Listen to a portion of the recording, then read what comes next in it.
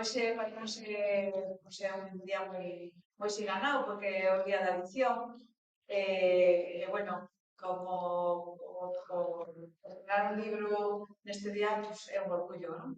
E sobre todo cando o autor pues, é de aquí da zona, de aquí de Bóveda, os poemas que ten él pues, están relacionados co Concello, non? Entonces, bueno, a mí xa me conocedes, bueno, hai que tamén é Xosé Manuel Casar, o Viteira, bueno, vai ser que nos diga, pues, explica un pouquinho da obra, do concepto que ten. Bueno, pois leva moito tempo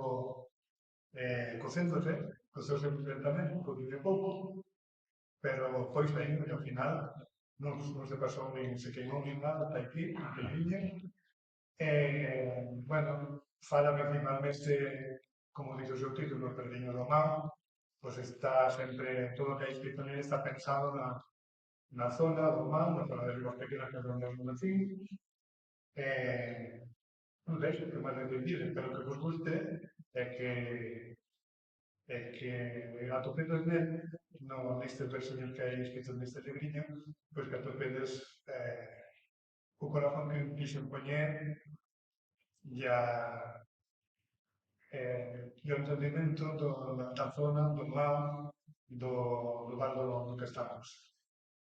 E vexen con moito cariño, e que tiña moito cariño, facía moito tempo que tiña ganas de se me repiten todos estes cousas, non me viño con este.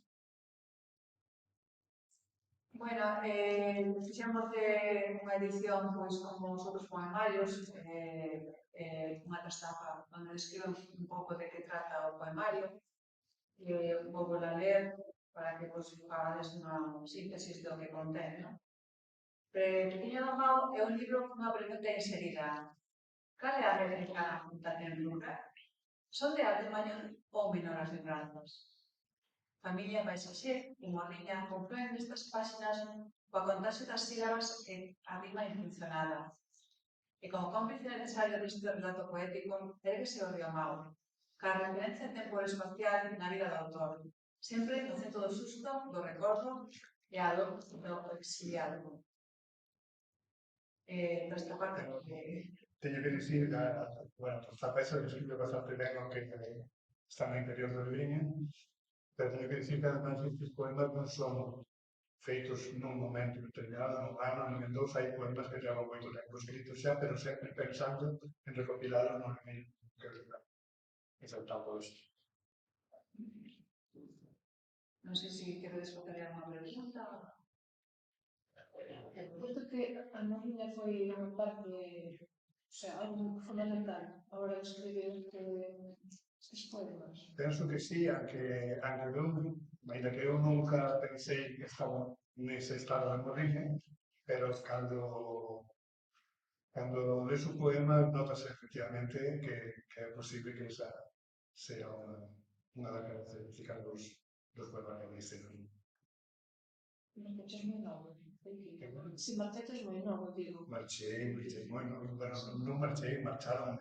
Dejaron os meus pais que non tiña 8 anos, máis ou menos, o sea, depois sí que sempre estivemos en contacto ca casa, ca terra, pero despois xa facía bastantes anos que non podía vir e non vine por aquí, pero sempre en contacto.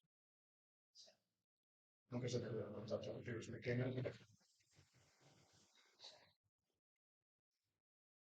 ¿Qué queréis hablar de alguna cosilla más? Están escritos de fuertes, ¿no? Eso lo exiliado, ¿no? O sentirse obligado a marchar, pero a mayor están escritos alá o a voltar, retomando esa escrita.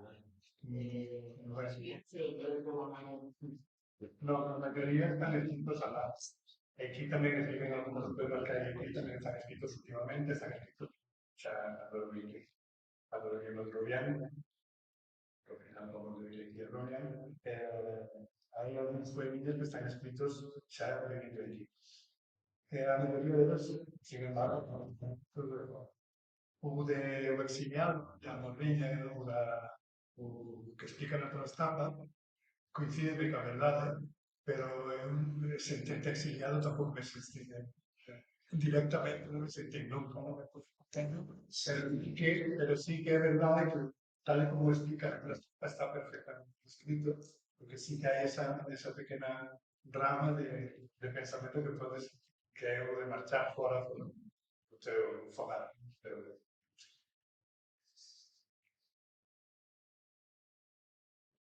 Tes algo máis xa preparado? Estás traballando en algo máis? Tengo Seguro. preparados, teño moitas cousas feitas, estar para cocinarse de todo, non, pero sí, sempre me hago unhas cousas. En fin, de reflexión, hai moitas cousas a facer. De Rufo era o primeiro de 50.000. No, eso non lo sei, se vivo tantos anos, a mellor sí. Algo de preguntinha máis. Sí, a mí interésame esa nomenclatura de poeta performance, ¿no? De poeta, quiero decir, de actualidad, el primer libro, ¿no? Que se publica, pero que tienes una más historia vinculada a poesía, no un formato oral, ¿no? Entonces, ahí me interesa un poco de esa historia de creo que incluso algún premio y ¿no? De blanco, ese tuvo un poquito de esa naturaleza. Bueno, eu tenho moitos anos, bueno, sempre estuve en contacto ca poesía, hai algúns anos, coñeci un formato poético que é de poesía escénica, que se trata de combates de Museo de Verso, digamos. É unha disciplina moi interesante, tuve algúns premios, ganei algúns slams. Este ano tamén, por exemplo, fun representando ao Estado de España, pois o Slam de España que se celebrou en Santiago. Este mes pasado, 8. Bueno, é unha disciplina moi interesante, como eu podíamos adiantar aquí alguna vez, porque a verdade é que vale a pena que se participa a xente, participa o público é quen decide que poeta é o gañador, o que máis gusta, por a interpretación que fai, o poema en sí, poemas teñen que ser de autoría propia sempre. É unha disciplina interesante que penso que vale a pena promover aquí tamén, porque aquí en Galicia está Santiago. En serio, unha pena que non se acelera un poquinho máis e sería moi bonito que a segunda sede de Slam Poético fora en Bóveda. Y por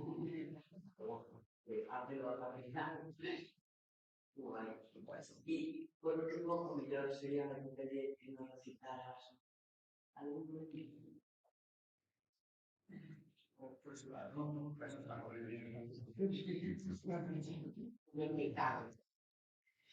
No, moi miñas, libros para que vexamos como poden, como son moi, non son poemas complicados, nin que necesiten unha explicación determinada, casi como especial para poder entenderos. Son poemas moi sencillos, como digo, moi sinxelos, e son fáciles de ler.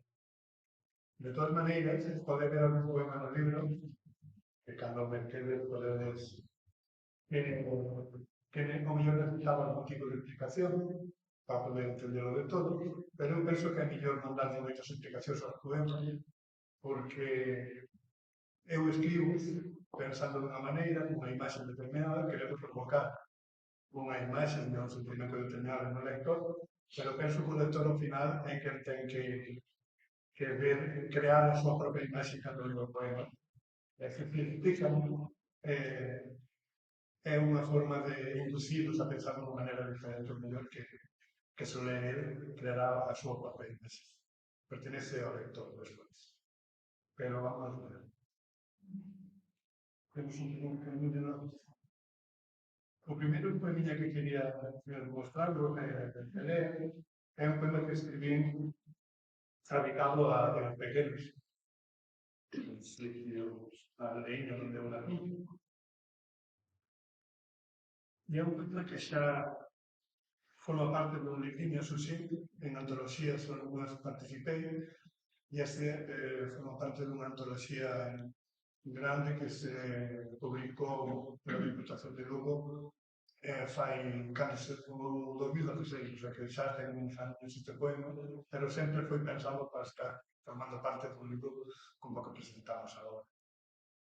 Que foi dedicado, unha antoloxía que se facía dedicada a Manuel María, no Día das Letras Galegas, que como ano 2016, que era cando se lle fixo o homenaxe, non? Dice así: non te machar ninguén, escribiches de Amoriña, a Chade Rivas tamén, cada na lembranza miña. E unha Chade Rivas mía aquel que riña cantar, teu carro, Manuel María, teu carro non vai calar. E nos pedras xa rechía a roda co ferro da man. Mentre o eixa subía, vai o carro camiñando. Ai, soidades, nunca me dices deixar. A carón de min andades sin deixarme respirar. Tan lonxe de ti me vexen, mas tan pertiño que estás. Ai, lonxe por non chegarche, preto, pois no peito más. Rivas pequenas, que arriñan, o primeiriño que eu viño. Non te esquezo, pero viña, aldeiña, onde eu nací.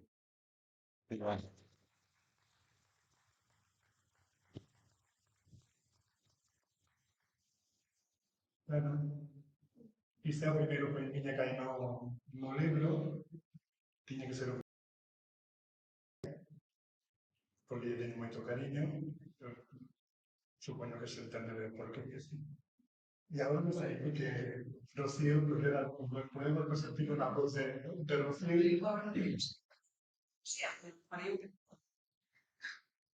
O sea, como pides, pues... Sí.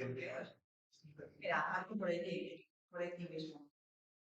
Vamos ler Congoxes da noite. O verán os cans na noite pechada, cantan os tiros de escuras baladas, e aluman a carga, acá e acolá, que eran as candeas que veñen e van. E vou polo medio, e sinto uns pasos moi preto de min, e aperto, e apuro. Non sexa que cheguen denantes camiño. Escura ribeira, que hei de pasar, escuro camiño, a vida do medo.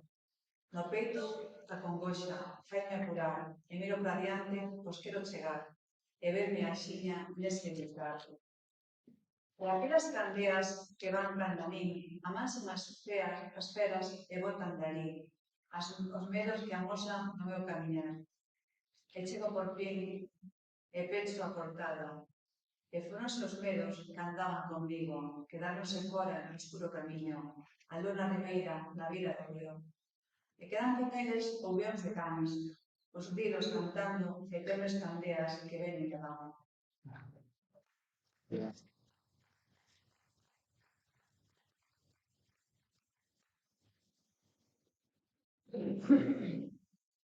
Vamos a ver el otro, ¿no? Con outros significados. Aquí, por exemplo, se poema moito máis cortiño.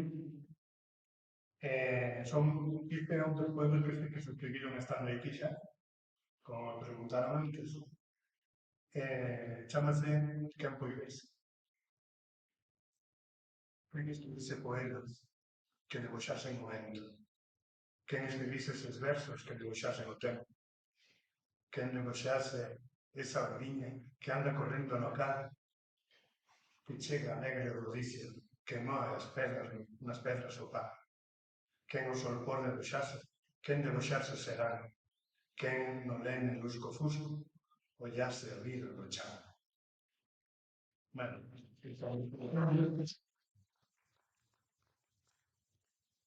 e comezas hai bastantes poemas no libro, bastantes cortillos, non ten, hai un sitio como os 40 poemas, e non claro. E se queres facer alguna preguntilla sobre eles, pues, antes de seguir lendo algún outro poema, pues,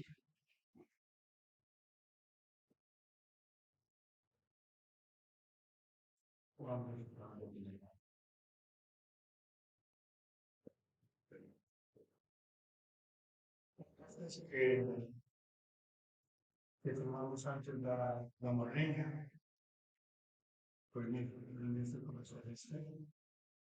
Ando metido en las denuncias, las que non podo sair. De que quero deixadas, mas axiña volve o vivir. Veñen cargadas de tempo e soños que xa non serán. Xeadas de cru inverno e delicias de verán. Tempo que pases por min, tempo que en tempo boas, levas lembranzas ruins, leva a dor e a mágoa toda, e levas lonxe, moi lonxe, para que non poidan tornar, alén do día e da noite, alén do ceo e do mar. Mas non sei onde me pasa.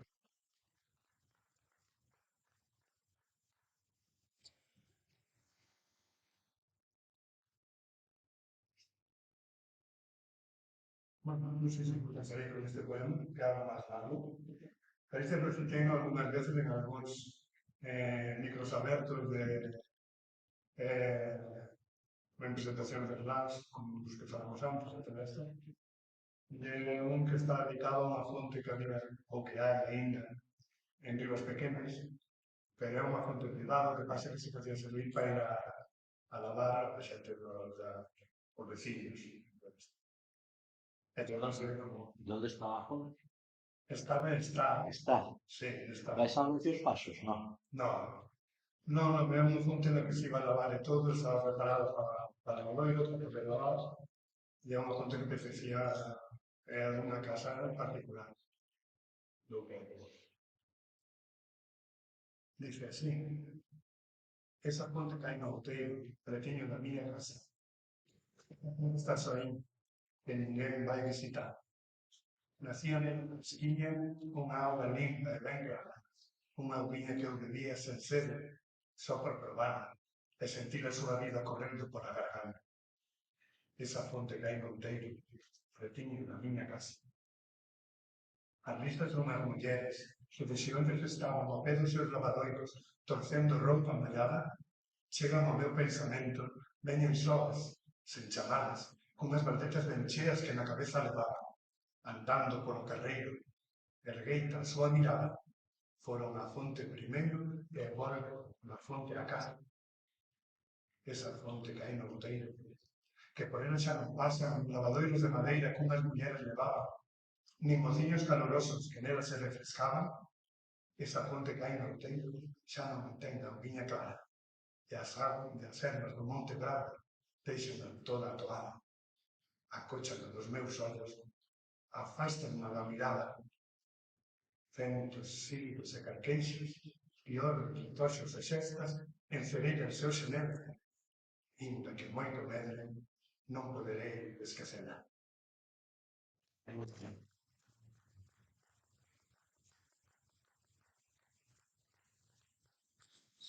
Hai un pouco de mentira neste poemilla que acabo de declamar cando me refiro aos lavadoiros de madeira, porque esta fonte, a fontiña, existe ainda, pero non está en servicio. Pero sí que tiña os seus propios lavadoiros feitos na pedra e que botaban a auga, non? E non facía falta levar lavadoiros de madeira. Pero é unha mezcla da lembranza das mulleres que sí que levaban os lavadoiros ao río e levaban as desas cheas de roupa na cabeza.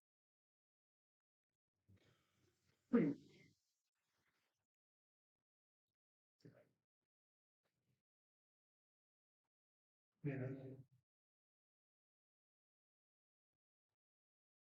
Non, a todo.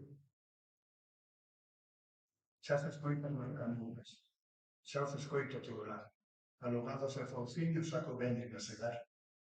Veñen de longe o seu paso, loiros deixaron o lar.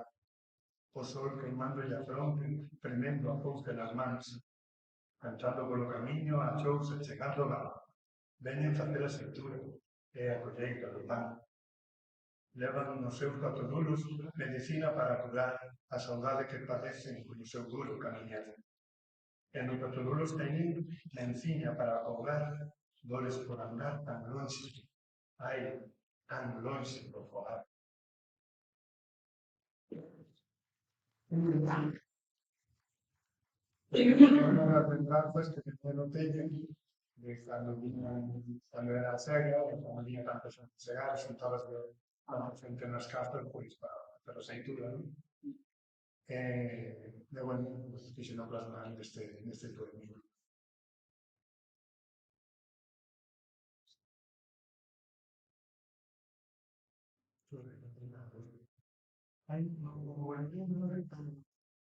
Está distribuido en unha especie de capítulos, non chegan a ser capítulos, parece que son partes, están ben separados cada unha delas, e hai un anaquiño de unha parte que é un anaco moi pequeno, unha cousa moi pequenilla, con 3 poemiñas dedicados aos meus netos, aos nosos netos. E ese tamén están escritos aquí. Bueno, non vou ler ningún poema dos que dedicamos aos netos, pero sí, a entrada que lle fago esa parte. A ver se atopo.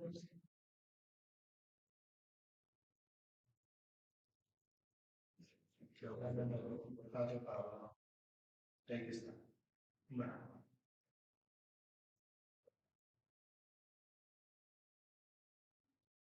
Pero esta entrada que hai despois, antes do primeiro poema, que dice un anaco para os nosos meniños, para os meniños, para os nosos meniños. O Einar e Mailo Aren. O Einar xogando pretiño, o Aren querendo chegar. E o Mailo, con moito ritmo, o Mailo querendo con ele xogar. Esa é a pequena entradiña que trago ese porque un deles xa estaba por aquí correndo, moi preto do Mao, moi preto da Ribeira, e o outro estaba a piques de chegar, andando, estaba esperando, pero non me faltaba a volta. Xa chegou. El tempo poemario pois ten as ilustracións a cor, e que a portada pois fixo a Ana. A portada do libriño, pois é un acrílico que ten Ana, e que nos facer ilusión ponerlo na portada, porque parece, bueno, parece moi bonito tal. E as ilustracións que hai dentro son todas tamén acrílicos dela, como este, por exemplo. Non hai moitas, non está cheo de fotografías, pero sí que as partes están todas adornadas cunha ilustración en fotografías tamén, unha da Ana e outra da miña nora, que me fixo, bueno, esta fotografía dela, e a outra dunha parte do río Mao, o que era a igrexa de Rivas, feita aos pasos que hai.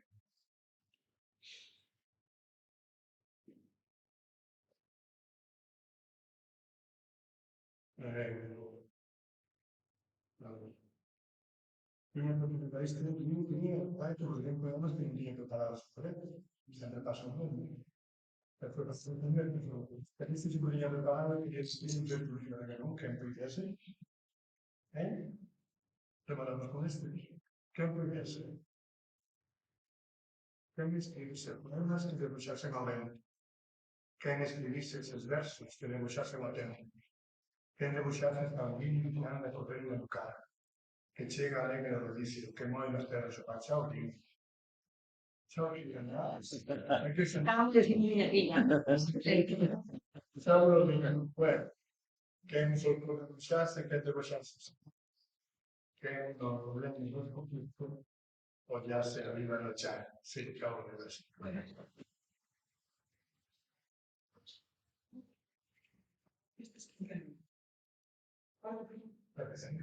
Titulase Caminos de Aldea. Caminos de Aldea. Vamos a rematar os Caminos de Aldea.